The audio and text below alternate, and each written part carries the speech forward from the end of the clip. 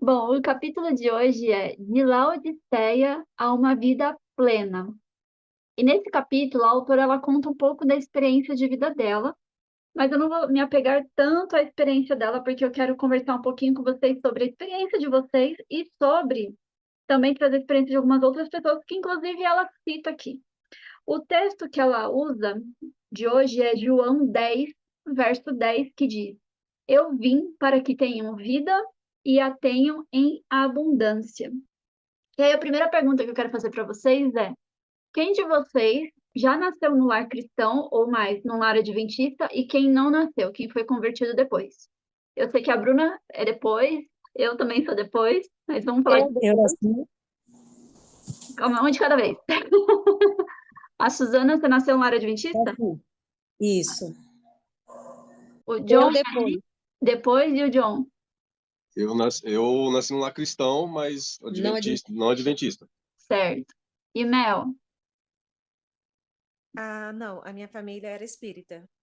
Hum, então tá. Então a gente tem aqui duas pessoas que já nasceram no lar cristão, especificamente a Suzana no lar adventista. Então eu vou perguntar primeiro para a Suzana. Suzana, como que é para você a questão de ter alguma experiência real com Deus?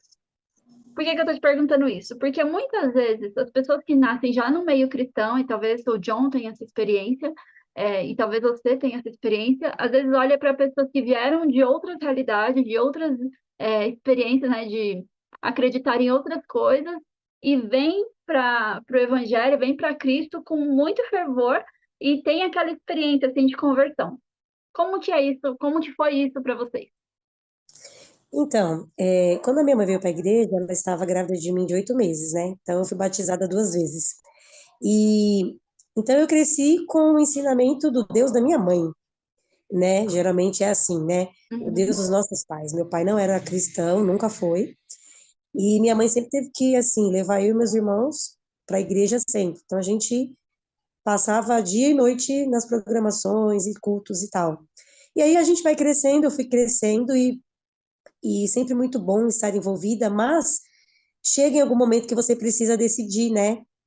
Se você vai permanecer no caminho, seguindo Deus da sua mãe, ou se você vai continuar seguindo Deus da sua mãe, mas do seu jeito, da forma que você acha certo, né? E assim eu segui, seguindo o Deus da minha mãe, até que não muito distante, realmente aí eu tive encontro com Deus mesmo. Eu vim conhecer a Deus em 2018. Não faz muito tempo. Não faz. Tem anos, não faz muito tempo, né? Anos que eu estou na igreja, desde que nasci. Mas que realmente Deus se revela no momento de dificuldade, né? No momento de luta, é onde você realmente conhece a Deus. É E aí verdade. onde eu tive realmente um encontro com Deus, né? De entender, mesmo não entendendo todas as coisas que estavam acontecendo, mas eu acreditava no Deus, que eu sempre ouvi, que eu sempre foi dito para mim. E Uhum. ele se revelou para mim no momento mais difícil da minha vida, né? Então, quando nós temos uma vida cristã de berço, mas a gente não tem um encontro real com Cristo, muitos se desviam. E eu ouvi isso do pastor Verefrides. Por que que muitos jovens saem da igreja?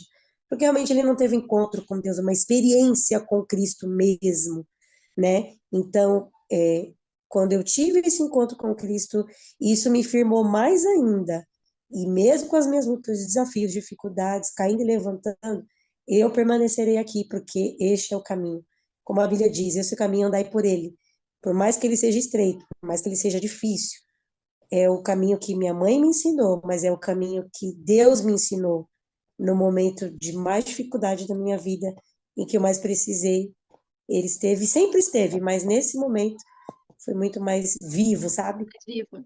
Eu perguntei isso, e se o John quiser falar um pouquinho também, porque a autora ela viveu exatamente isso. Ela vem de uma geração de adventistas, de 4 a 5 gerações de adventistas, sendo que a tataravó dela foi amiga de Ellen White. Então, assim, pensa em como que era, né? Ali a convivência em família em relação com o Evangelho, com Cristo, e ela nasceu nesse meio. E ela fala que ela invejava o entusiasmo e a paixão e o sucesso espiritual que percebia na vida daquelas pessoas que não vieram de uma família cristã, que vieram de fora, né, de outras realidades. É só um adendo que você falou que quando a pessoa vem naquele fogo, aquele primeiro amor e tal, eu sempre fui muito, muito animada, né? Isso não me diferenciou mesmo nesse período difícil, né? E, na verdade, nesse período difícil, eu nunca parei de cantar, eu nunca parei de fazer nenhuma das atividades. Por quê? Porque eu entendi que, mesmo eu passando por aquela dificuldade, Deus se fazia presente, mesmo que eu não estava entendendo, eu confiava nas promessas dele, né? Amém. Mesmo achando que aquilo seria impossível de passar. Então, é interessante quando a gente vê a pessoa que tem o primeiro amor, que vem e tal. Eu não sei o que é isso, né, John, que mesmo não nasci no lar adventista, mas nasci no lar cristão, a gente não tem isso, mas a gente teve uma constante, mas Sim, em algum momento a gente teve esse encontro, sim. né, e eu creio que cada um aqui teve esse encontro especial, diferenciado, que resume cada história aqui presente, né, cada um de nós temos uma história por trás de nós mesmos, né. Sim. É isso. Você descreveu a Melody Mason, tá? Porque exatamente É, o que você falou é a história dela. São histórias que combinam. Acho que um dos grandes desafios, Driquinha, conforme a sua também pontuou rapidamente, para quem nasce no meio cristão, no berço cristão, independente de religião, né, seja adventista, assembleiano, como é o meu caso, batista, enfim, independente disso, eu acho que um dos grandes desafios é, de fato, você ter essa experiência e não querer viver de maneira automática a fé, por exemplo, dos seus pais, a fé dos seus avós, mas a sua fé. É uma visão que eu tenho.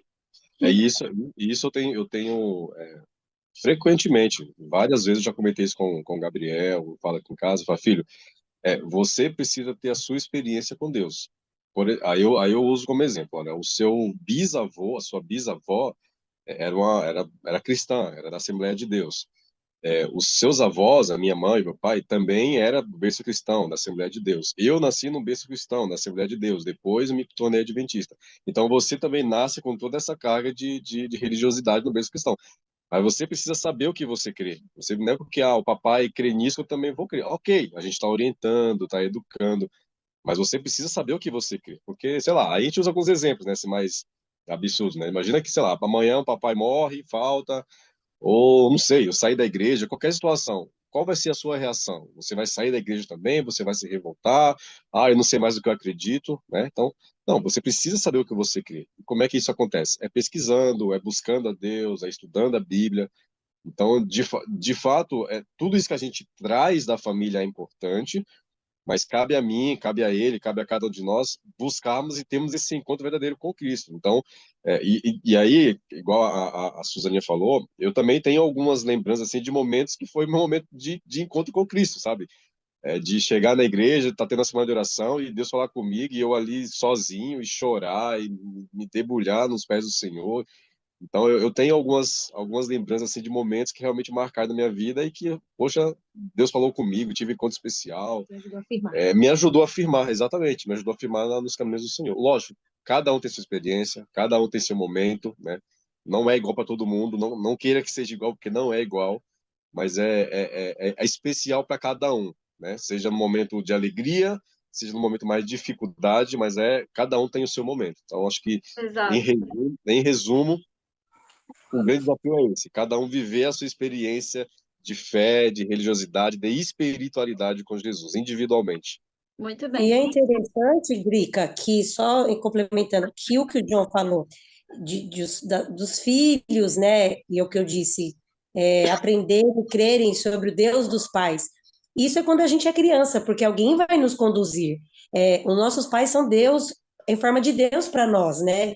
Eles vão mostrando Deus através da vida deles. Então, na fase adulta, a gente vai começar a entender e a conhecer Deus com as nossas próprias experiências, mas eu digo que quando eu passei por esse período difícil, se eu não tivesse a base espiritual da minha mãe, do Deus da minha mãe, vamos dizer assim, né, de tudo que eu também vi ela passando e vivenciando, ali seria um divisor de águas. Ou eu ia sair da igreja mesmo, né, que muitas vezes o inimigo nos aproveita da nossa fragilidade humana para nos distanciarmos de Deus e duvidarmos, ou eu ia me apegar a Deus, né, nas madrugadas, como eu fiz muitas vezes, passando as madrugadas orando, chorando, tentando entender, mas o Deus que eu sempre ouvi, ele fez sentido. Então, esse é o trajeto importante de quem tem filhos, né? Porque é apresentar Deus todos os dias para os seus filhos, né? E é o que o João falou. Por mais que se apresente, uma hora ele vai ter que conhecer a Deus, mas todo o serviço que você, John, Eliane, tem feito, o fruto será colhido, mas eles têm presenciado Deus na vida de vocês. Então, no momento oportuno, ele vai usar a fé dele com tudo que eles estão recebendo de ensinamento. Então, isso é muito forte, gente. Quer seja no adventismo, quer seja no cristianismo em geral, sabe? Não importa. Na hora oportuna, você vai utilizar todos os recursos que foi dado a você. E Deus, ele coloca na nossa mente, né? Os versos, tudo que a gente sempre ouviu, foi ensinado, uma música, né? Quantas vezes aquela música, a Lágrima da Oração, que eu solava, ela fez tanto sentido na minha vida, e é por isso que não tem como não louvar a Deus diferente, sabe? Com coração, com louvor, com adoração, com entrega, não tem como, porque eu sei e vocês sabem o que Deus fez na vida de vocês. Nós sabemos. Então, quando eu canto, muitas vezes já fui muito criticada por as pessoas acharem que era engrandecimento próprio, mas não é. Eu sei o que Deus é na minha vida. Então, isso é muito forte. E é o que o João falou, eu falei, cada um tem sua história e é diferente para cada um. Não é melhor, nem pior, nem menos, nem mais. Todas são para exaltar a Deus. Eu falei demais, desculpa, obrigada. Imagina. Só uma coisinha aqui, olha só. Os meus filhos, o Gabriel, desde os 7 anos, que ele ficava no meu pé, mãe, quero me batizar, mãe, quero me batizar, quero me batizar. E a gente foi segurando, segurando, segurando, segurando, até que ele completou, no dia que ele completou 11 anos, ele foi batizado. Agora é o Felipe fica falando, ficava falando o tempo todo com a gente, quero me batizar, quero me batizar. O Felipe acabou de fazer 10, né? E aí eu tava conversando com o pastor lá na escola, e aí ele falou assim: é egoísmo dos pais, quando a criança quer se batizar, a gente fica segurando. Porque se eles querem se batizar, é porque eles estão vendo que a vida cristã é boa. Eles estão vendo o reflexo dos pais deles. E aí ele mudou uma chavinha na minha cabeça, porque eu estava segurando o Felipe por um pouco mais de tempo, né? E aí ele estava vendo a vida da gente, tipo assim, ele está vendo o espelho, é nós. Eu e o Jonathan somos os espelhos das crianças. E aí, agora o Felipe vai se batizar no café da manhã com Deus, dia 19. A gente mudou de ideia. E ele ficava também pegando no pé da gente, né? Para se batizar também, se batizar, desde os 7 aninhos, 8, falando que queria a gente segurando. Agora ele tá com 10, vai se batizar. Olha só que bênção. Isso é muito real, assim, sabe? Perguntei isso para vocês, porque justamente, muitas vezes, ou quem nasceu num lar já cristão, já enraizado, já com o ensinamento dos pais, e aí a gente volta no assunto que a gente está conversando desde o primeiro dia, mas a gente falou muito no último encontro, que é, você tem um relacionamento com Deus, você sabe o porquê você crê, e você só vai saber se você de fato tiver um relacionamento com Ele, porque se você não tiver, você só está reproduzindo aquilo que você aprendeu com alguém, você está seguindo a Deus por conta de outra pessoa. E não é para ser assim, é para você seguir a Deus porque você tem um relacionamento com Ele, você é amigo dele. A gente conversou bastante sobre isso, no estudo passado. E aí, às vezes, a gente vê histórias de pessoas como, por exemplo, não sei se vocês já leram, eita, não sei se vai dar para ver aqui, este livro aqui, que é O Milionário da Caverna, conta a história do Doug Batchelor. Esse rapaz, hoje, ele tem um ministério muito grande chamado Amazing Facts, que atua no mundo todo. E esse pastor, hoje ele é pastor, ele nasceu numa família rica. E a mãe, é atriz, o pai acho que era piloto de avião. E assim, ele era uma pessoa que era muito bagunceiro, enfim, não queria nada com nada. E ele pegou e fugiu num momento da vida dele e foi para uma caverna. E foi lá na caverna, viver numa caverna longe de todo mundo, sendo que ele tinha condições de viver em qualquer lugar que ele quisesse. Foi vivendo lá na caverna que ele teve um encontro com Deus. A história é muito legal, vale muito a pena para esse livro. E o outro livro, que é esse aqui, Novo Ritmo, é a história do Ivor Myers, que é um pastor também hoje. Hoje, inclusive, ele é pastor da primeira igreja adventista online que existe aqui no mundo, né? Ele que comanda, né? Começou, acho que ano passado, essa igreja. E a história dele é muito engraçada, assim, porque ele era um artista de hip hop. E ele fumava maconha, fazia as programações dele, tinha, né, uma vida mais não lícita, né? E ele conta, assim, que às vezes quando vinha as meninas, assim, depois do show, lá na porta do hotel, né, que eles ficavam com elas e tal. E aí chegou um amigo deles que teve o conhecimento da palavra no passado, mas que fumava ali maconha também, e falou da Bíblia para eles. E eles começaram a estudar, ele e o grupo deles, né, começaram a estudar a Bíblia nas madrugadas, fumando e estudando. E isso era tão bom para eles que teve até um momento que ele conta que eles foram numa igreja. E aí chegaram lá, tudo do jeito como eles se vestiam, com aquelas roupas largonas e tal. E chegaram lá e falaram assim, foram e ficaram bem lá na frente, imagina aquelas pessoas com os dread e tal. E quando chegaram lá na frente, o pastor falava assim, e Jesus é o Filho de Deus, e eles vibravam, isso, Jesus é o Filho de Deus, e olhava para o resto da igreja, só eles vibrando, e a igreja tudo tipo assim, amém, ou quieto, ou sem ter reação, e eles não entendiam. E a conversão dele é bem engraçada e interessante, porque assim, tudo que ele lia e ele fazia sentido, ele já colocava nas músicas dele, ele já pregava, mesmo não estando fazendo isso da maneira como a gente acha que deveria ser o certo, né? Mas era o que era certo para o que ele estava aprendendo no momento. Então ele pegou, começou a usar letras do Grande Conflito nas músicas dele, pegava folhas do Grande Conflito e jogava nos shows dele, coisas assim, nesse sentido. E hoje, assim, ele é um grande pastor aí com uma missão muito grande que ele tem. E muitas vezes a gente olha essas histórias e vê essa paixão, essa coisa assim, e às vezes a gente que talvez ou já está há muito tempo na igreja, mesmo tendo uma conversão depois, né, não ter nascido no lar cristão, ou que nasceu já no lar cristão, a gente chega num momento assim que parece que a gente está vivendo uma mornidão. E aí eu comento isso porque a Melody Mason, ela conta essa experiência e ela falou assim, ela não deixava de ir para a igreja, não deixava de ser ativa, não deixava de fazer todas as coisas, mas ela sentia que ela tinha uma experiência, assim, como outras pessoas que ela já viu. E até um momento que ela pegou e foi para uma missão em Bangladesh. E lá, ela fala que ela já tinha viajado por vários países, e lá nesse país em específico, ela viu uma pobreza que ela ainda não tinha visto dessa maneira, e isso abalou muito ela. O sofrimento que tinha ali e tudo mais. E ela conta assim que muitas vezes o grupo de missionários estavam juntos, às vezes deixavam de fazer uma refeição para poder dar aquela refeição para as pessoas.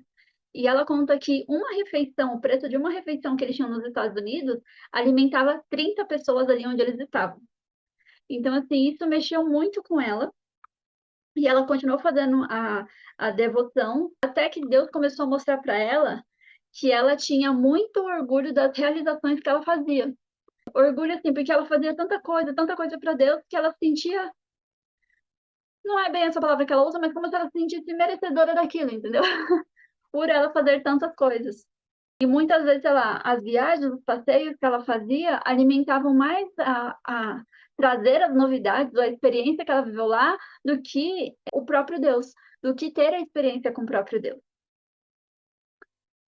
E aí ela conta que ela vem falando nessa questão que às vezes a gente tenta mudar o nosso coração por os nossos próprios esforços.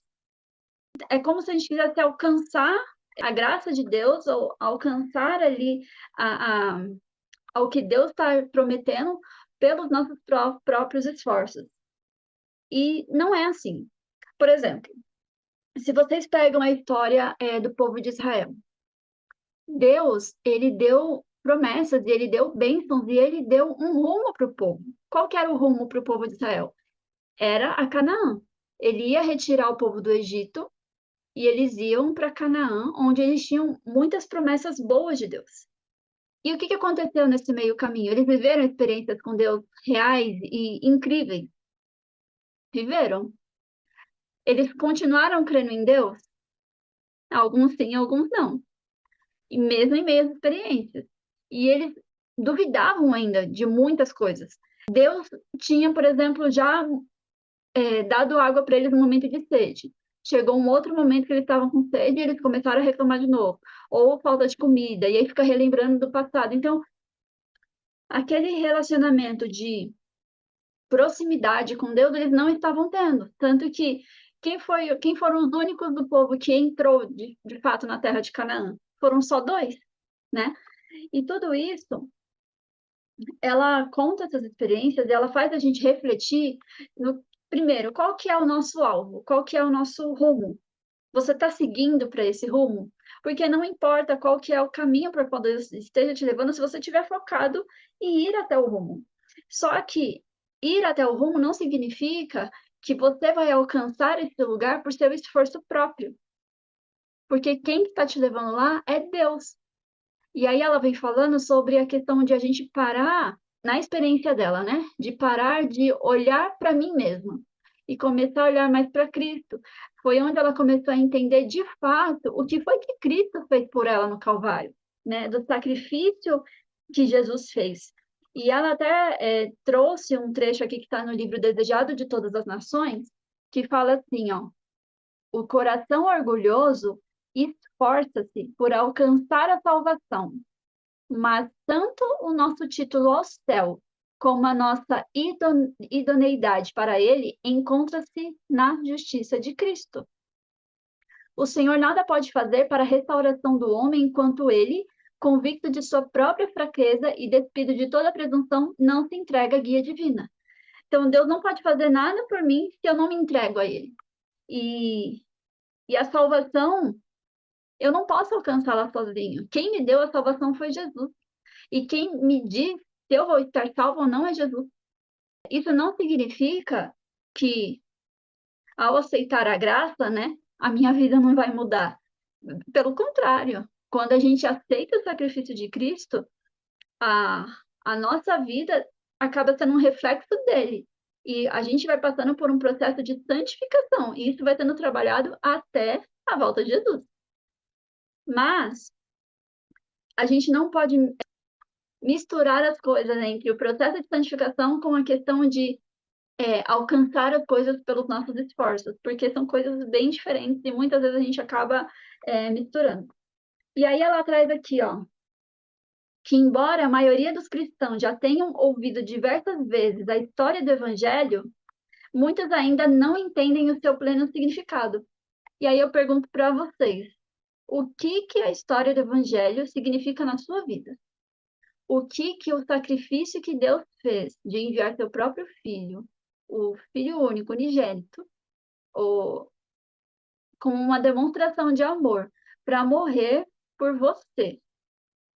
Tô nem falando assim de maneira geral para o povo, mas coloca o seu nome aí. Jesus veio para morrer por você, Jonatas, por você, Eliana, por você, Bruna, por você, Mel, por você, Suzana, por mim também.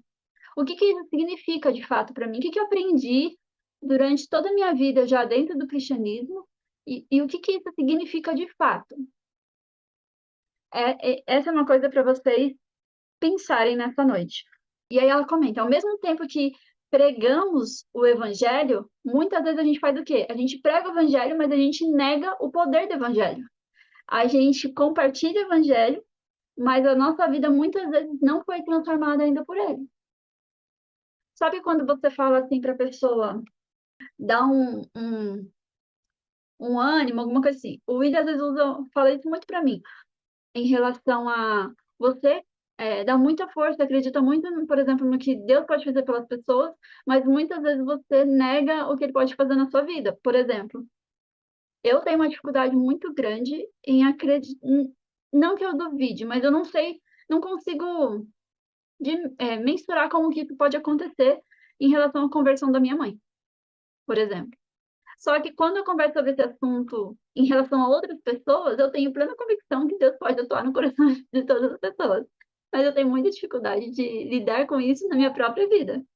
E isso é bem o que ela está falando, de a gente prega o evangelho, a gente leva a mensagem, mas muitas vezes a gente nega o poder de Deus na nossa própria vida. Eu não quero que vocês pensem em relação ao geral, em relação a outras pessoas e em relação a qualquer pessoa que vem na sua mente. Quero que você pense em relação à sua vida como filho de Deus, como amigo de Deus, como uma pessoa que está aprendendo a ter um relacionamento com Ele. Será que eu estou negando o poder de Deus na minha vida? Duvidando das coisas, por mais que eu pregue sobre isso? Explica E isso. Só um pode comentário falar, rápido. pode falar, pode Não, falar. isso que você falou é uma realidade, é uma verdade muito forte, porque quantas vezes, e aí cada um agora faz aquela autoanálise, como você falou, quantas vezes, perdão, em diversas situações, seja um problema de saúde, seja a falta ou um problema no trabalho, seja no nosso relacionamento, para quem é casado, enfim, né? Quando é com terceiros, você fala, não, vamos lá, tenha paciência, procura conversar quando é um relacionamento, ou não, não, Deus vai te dar Deus vai abrir a porta de trabalho melhor, tenha fé, enfim, ou saúde, né? Não, Deus vai curar, tá orando com você. Mas quando é comigo, de fato, parece que a coisa é diferente, né? Eu entendo o que você está querendo colocar aqui. E aí é uma luta pra gente, não, senhor, calma aí, se eu tô pregando isso, Jonatas, vamos lá, se você não crê nisso, então você tá com a dificuldade com a Eliana, ou a Eliana com você, vamos lá, cara, ora, busca, vamos resolver, Deus vai, o mesmo poder que tem para outras famílias, vai ter para você também. Poxa, Uhum. você tá com a dificuldade no trabalho, cara, vamos lá, vamos orar, vamos buscar resolver, Deus vai ajudar, Deus vai abrir uma porta, a saúde é a mesma coisa, então, de fato, é uma luta nossa, né, para poder Exato, colocar em prática essa fé que a gente prega para os outros na nossa vida. exato. E aí o ponto que ela vem trazendo mais assim nesse capítulo em relação à experiência pessoal dela, resumindo, é tirando o eu do pedestal, fazendo mais até pelos outros. Porque quando a gente deixa de pensar, a gente não faz isso propositadamente, mas é tão automático que a gente não percebe. A gente sempre se coloca como centro. Em relação ao evangelho, inclusive, em relação a levar mensagem, a gente fica orgulhoso de ter feito algum trabalho missionário, de ter feito alguma ação social, só que não é para ser esse o foco, é para ser Cristo, para nossa cabeça estar nele. E ela traz umas frases aqui que resumem muito bem isso, ó. Ela fala assim, ó, em vez de estar numa corrida para conhecer o mundo, eu estou na busca por ver pessoas trazidas para o reino, seja em minha pátria ou no exterior. Meu desejo é ver vidas transformadas para a eternidade. Em vez de ir à igreja para ver o que eu posso ganhar com a experiência de ir à igreja, eu vou à igreja para ser uma bênção e para dar algo, né? Para servir. Em vez de depender de minhas emoções instáveis, como eu fazia anos atrás, eu aprendi a fundamentar a minha fé na palavra imutável de Deus. E em vez de me orgulhar das minhas habilidades, das minhas realizações espirituais, eu hoje reconheço minha verdadeira fraqueza e que dependo da força divina. E ela fala assim no final que ela reconhece, até ela usa a história de uma outra pessoa aqui como exemplo, e da mesma forma dessa pessoa, ela fala assim: eu reconheço que nas posições mais fáceis, Deus certamente me dará o quê? A sua graça. Mas em meio às circunstâncias mais difíceis, a graça de Deus sempre me bastará, vai ser suficiente. Nas posições mais fáceis, Deus me dá a sua graça. Nas mais difíceis, a graça é suficiente. Olha só que interessante. E aí, nisso de tirar o foco de mim e colocar o foco em Deus para tudo que eu vou fazer, para tudo que eu vou agir, a gente vai saindo dessa questão de mornidão. E ela até fala assim que muitas vezes a gente fica com esse foco, até mesmo com o rumo ali para o céu, o rumo para a terra prometida, tentando levar o evangelho para muitas pessoas.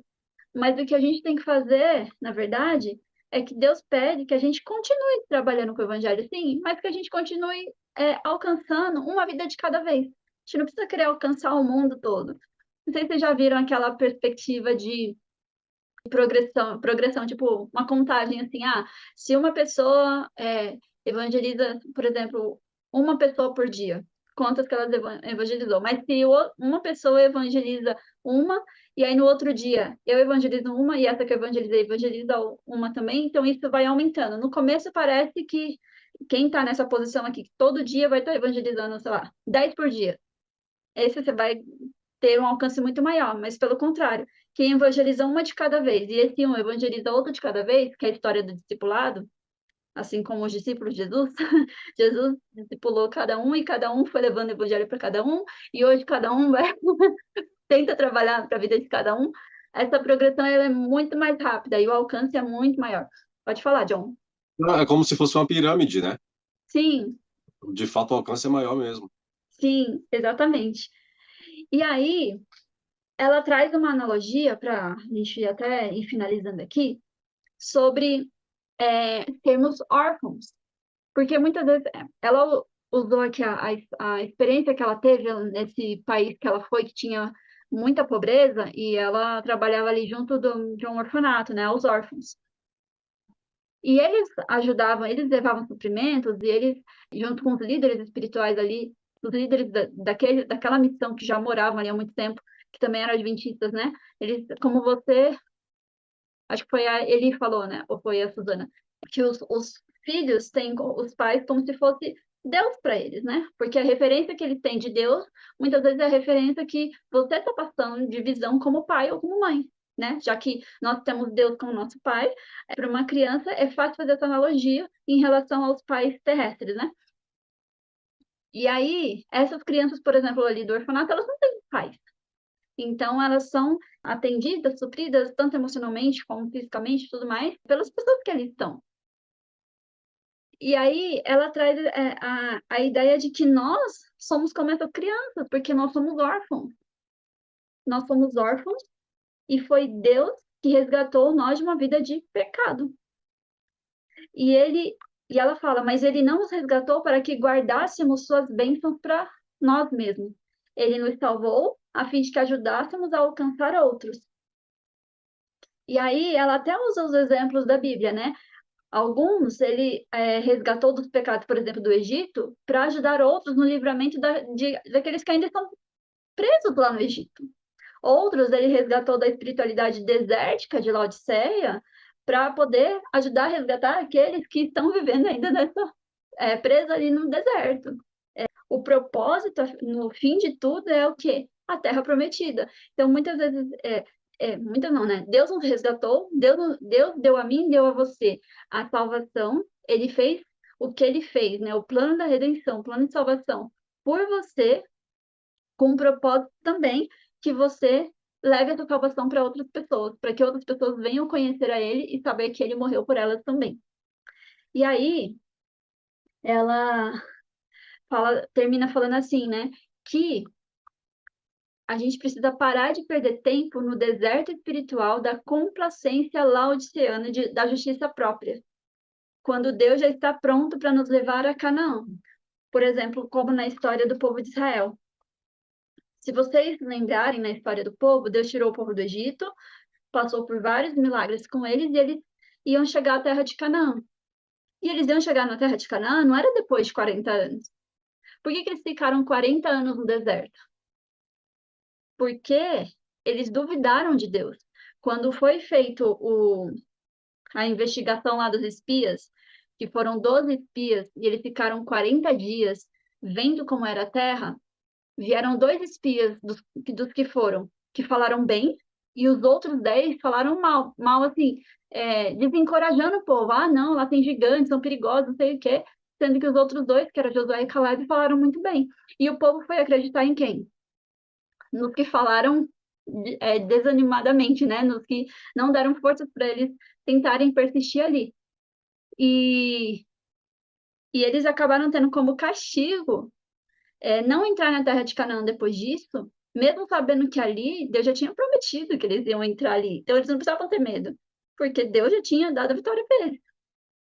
Para cada dia de espionagem foi um ano de castigo. Então eles ficaram 40 anos após isso rodando no deserto para poder entrar na terra de Canaã. E aí, esse ponto que ela traz aqui, para a gente não ficar rodando nesse deserto. A gente confiar no poder da palavra de Deus. Confiar nele. E para confiar nele, eu volto no que a gente estudou na outra semana. A gente precisa ter amizade com Deus, ter um relacionamento de verdade. Né? Da mesma forma como a gente conversou lá sobre, pensa no seu melhor amigo. Como é o seu relacionamento com o seu melhor amigo? Você não reconhece a voz dele quando ele te liga? Você não sabe só olhar para ele, o que ele está pensando ou não? Será que o nosso relacionamento é assim com Deus também? Será que se eu olhar assim para Deus, eu vou saber o que ele está pensando? Se eu perguntar alguma coisa para Deus, ele vai falar comigo? Isso depende muito de como que eu estou levando esse relacionamento. Se está sendo uma via de mão dupla, né? Não só Deus trazendo as bênçãos e tal, mas eu também levando o que Deus precisa para ele também. E para terminar, quem entrou aqui no comecinho, eu deixei tocando uma música, porque é a música que ela cita aqui no final deste capítulo. Ela fala assim, ó, a letra dessa música, ó, gostaria de encerrar este capítulo com um hino que resume aquilo que Deus fez em minha experiência. Ao ter a ousadia de pedir mais, não só provei e vi que Deus é bom aqui e agora, como também recebi extraordinários vislumbres divinos da terra prometida de possibilidades. E Ele pode fazer o mesmo por você.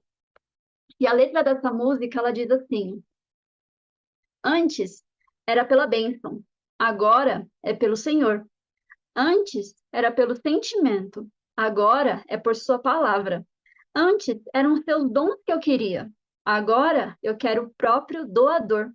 Antes eu buscava cura, agora ele me basta. Antes eram provas dolorosas, agora é confiança perfeita. Antes era a salvação pela metade, agora plenamente satisfeita. Antes era um apego incessante, agora ele firme me segura. Antes era uma deriva constante, agora a âncora lançada está madura. Antes eram planos ocupados, agora é a oração confiante. Antes era um cuidado ansioso, agora ele quem cuida a todo instante. Antes era aquilo que eu queria, agora é o que Jesus diz para mim. Antes eram perguntas constantes, agora é louvor sem fim.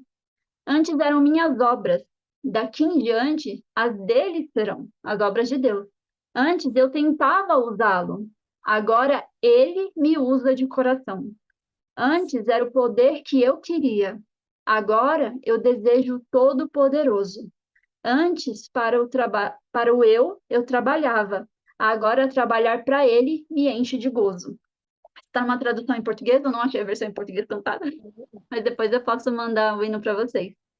Tava até falando assim, né? Na versão que eu peguei do hino, que tá lá em inglês, uma parte ainda falava assim, que Cristo é o meu tudo, como um coro que eles cantavam, porque eu acho que é uma versão ainda acrescentada desse hino aqui. E, e aí eu volto para a gente encerrar no texto que a gente leu hoje, que está em João 10:10. Eu vim para que tenham vida e a tenham em abundância. Por quê? Porque Deus já te deu tudo, já te deu a vida e essa vida em abundância também. E é o que Ele está preparando lá na eternidade também. Só que muitas vezes a gente não enxerga isso, porque a gente coloca tudo na nossa dimensão e na nossa perspectiva e esquece que Deus é muito maior, o poder dele é muito maior e as coisas que ele faz são sempre muito melhores. Então, eu quero que vocês pensem hoje sobre qual é a sua história em relação à Terra Prometida. Qual o seu relacionamento com Deus em relação ao que Ele fez por você? Será que eu acredito de fato no poder de Deus? Será que eu entendo o sacrifício que Ele fez por mim? E a ideia é para vocês pensarem nisso essa semana, por quê? Porque na próxima semana, no nosso próximo encontro, a gente vai falar sobre consagração pessoal, o lugar secreto de oração. E esse capítulo é bem legal. E é isso, eu não sei se vocês têm alguma coisa mais para contribuir. Teve uma parte quando você falou sobre a, a gente se perguntar, né, sobre o sacrifício de Cristo para nós, né, como nós nos sentimos. Também, sim, concordei bastante com o que o John falou, que realmente é muito difícil para a gente, porque geralmente a gente prega para os outros, né, para convencer, e por a gente já estar convencido, a gente não sente uma tal emoção. E eu acho que no estudo anterior você tinha lançado um desafio para a gente, que era sobre quando a gente lesse a Bíblia e Sim, a gente trocasse, né, o nome daquele personagem pelo nosso. E eu achei muito interessante porque eu nunca havia feito isso, né? Eu não tinha o costume, não lembrava se eu já tinha feito isso em algum momento. E eu comecei a fazer isso. E toda vez que eu leio e coloco o meu nome, eu me sinto, sabe, no Desbravador a gente fala que acho que é o lema, que fala: o amor de Cristo me constrange, uhum, que me motiva, mas antigamente era constrange. E eu me sinto esse constrangimento muito grande, porque, tipo assim, é uma emoção, porque você está vivendo aquilo como se fosse a sua vida. sim, E faz muito sentido, muda a maneira com que a gente vê, enxerga, lê, interpreta o texto. E quando você trouxe hoje sobre essa reflexão, eu fiquei pensando, nossa, realmente, é mais um ponto para a gente diariamente reforçar para nós mesmos, pensar sobre o sacrifício de Cristo por nós, né? Para que a gente possa sempre estar reavivando isso, revivando, porque se a gente não reavivar em nós mesmos esse sentimento, a gente não consegue passar para o outro, né? A gente não vai Exato. passar. Tem um texto de Ellen White, que eu não lembro agora em qual livro que está, que fala assim que a gente deveria estudar a vida de Jesus todos os dias, especialmente os momentos finais.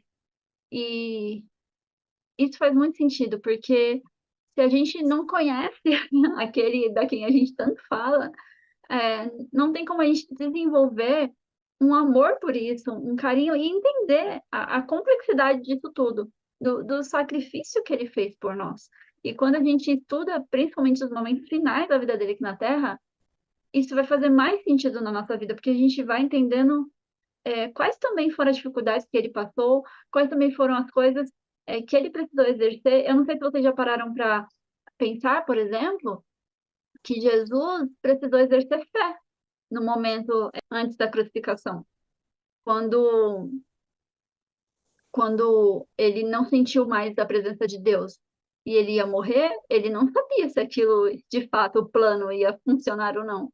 E ele precisou crer naquilo, precisou exercer fé naquilo que ele se propôs a fazer. E Jesus teve as dificuldades assim como nós temos hoje. E quando a gente estuda mais e mais sobre ele, a gente vai vendo essa similaridade e percebendo o quão ele viveu coisas muito próximas ao que a gente vive. E ele conseguiu vencer em Deus. E a gente consegue vencer nele também. Sim. E a gente fica Amém. mais motivado, amém. Amém.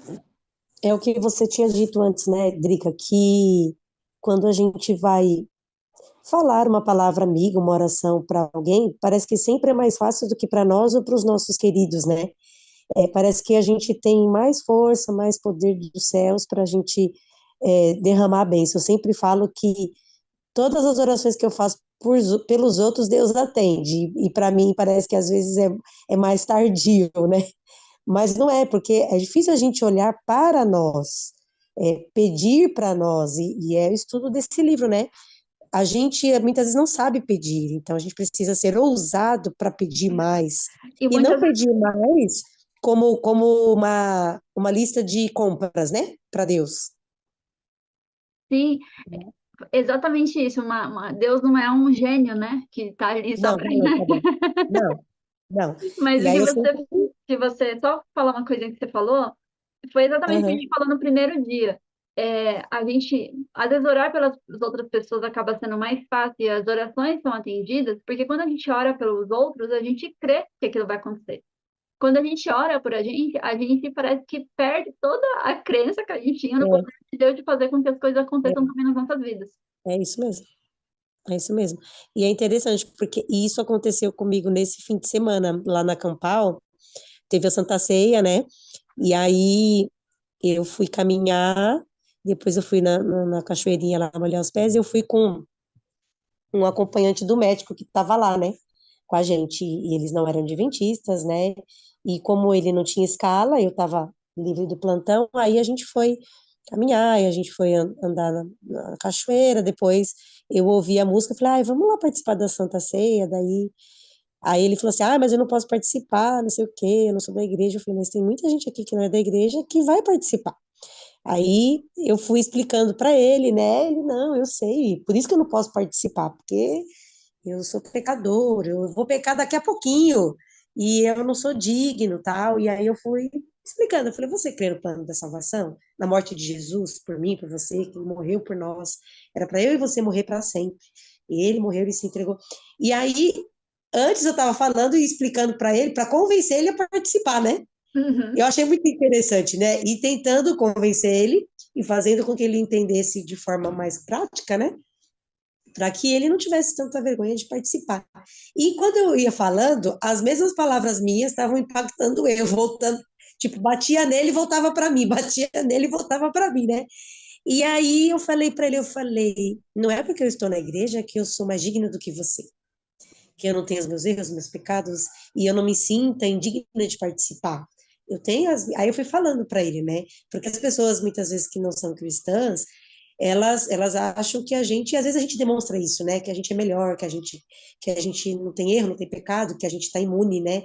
De todos os erros e pecados que a gente possa cometer e tal.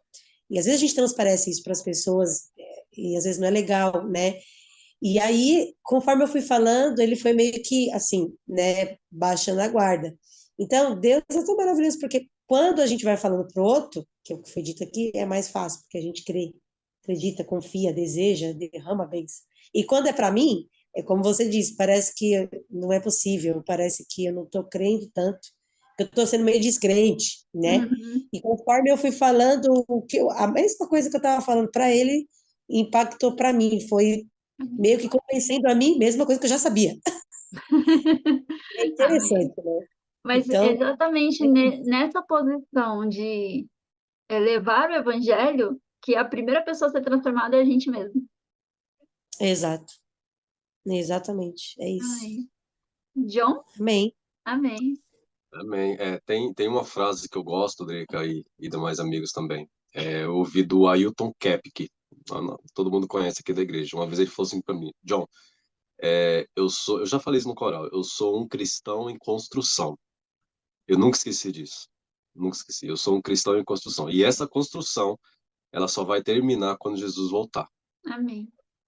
E aí, tudo Amém. isso que a gente está comentando aqui, que a gente passa, né? A gente vai passar de fato, estamos em construção. A dúvida, de vez em quando, vai bater, mas que não seja o tempo todo, mas ela vai bater, né? Às vezes o desânimo, a empolgação, a paixão, o amor, a fé, tudo isso vai vir. Estamos em construção. E que o principal arquiteto, né? O engenheiro maior, seja ele que domine todos os lados dessa construção da nossa vida, até ele Amém. voltar. Amém. Amém. É isso mesmo. Vamos encerrar então? John, aproveitar que você está falando, quer fazer oração pra gente? Claro sim, vamos lá. Te agradecemos, Senhor, pelo dia que tivemos hoje, um dia de bastante atividades, trabalhos, vários afazeres. Obrigado porque podemos parar por uma horinha, alguns minutos aqui, e poder meditar, poder conversar, testemunhar, trocar experiências, ouvir da Tua palavra. Obrigado porque temos boas condições, Senhor, ainda no mundo que está vivendo em guerra, vivendo em dificuldades, tanta tristeza, violência acontecendo em várias partes do mundo, filhos teus que estão sofrendo também.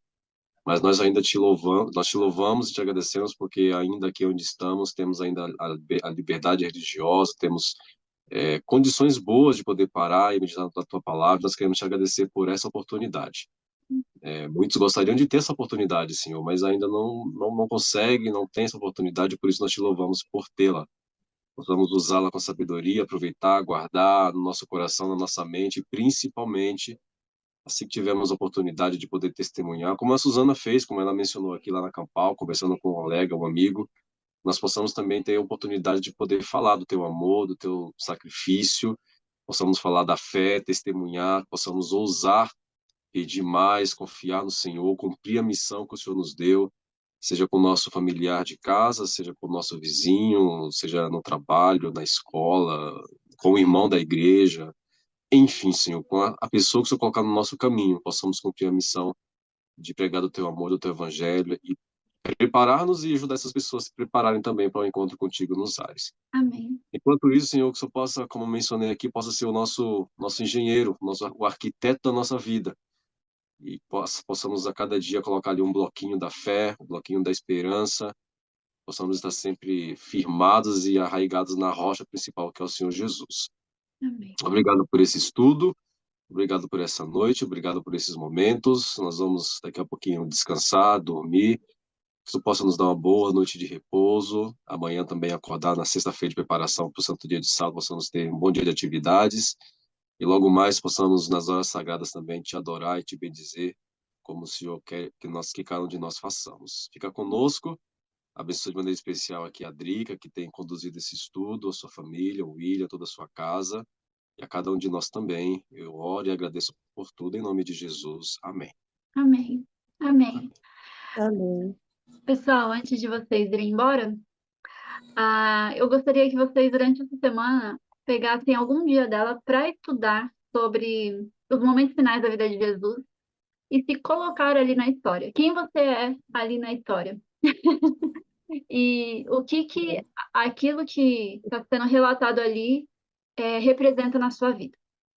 E aí não é para me trazer, me falar, não, mas é para você fazer essa reflexão e quem sabe deixar isso anotado na sua Bíblia ou em algum caderninho que você tenha para você lembrar a conclusão que você chegou quando você estudou isso aí.